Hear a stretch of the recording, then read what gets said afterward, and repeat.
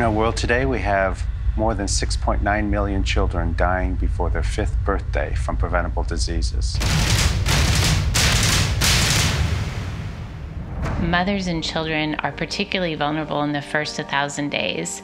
In fact, that's when they need the most care.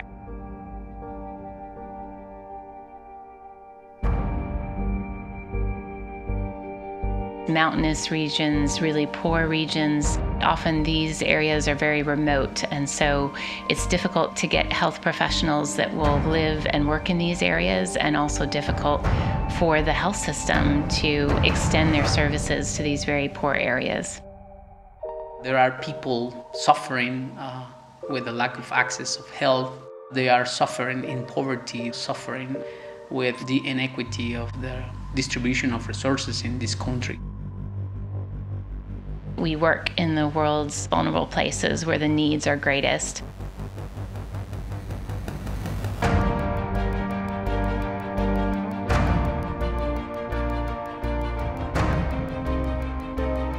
The media is not reporting as frequently as before about the Syrian crisis, but there is a real need for our aid and for our assistance.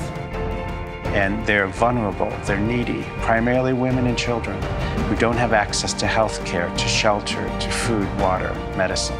And that's why the work of Medical Teams International is so important.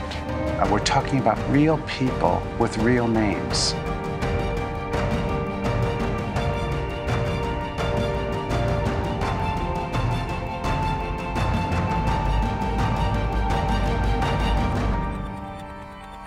So many times I've seen a mother come into our clinic, and you can see in her eyes the pain and the sorrow and the anger and hurt that she's experienced.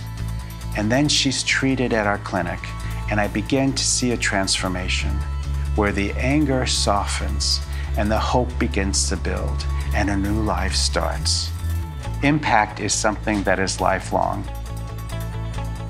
The hope is that with this investment in the quality of care and the capability of the health system, that we'll be able to work ourselves out of a job. Every person has the God-given right to happiness, health, and wholeness. And this is the role of medical teams around the world. Together, we can boldly break barriers to health and bring wholeness in a hurting world.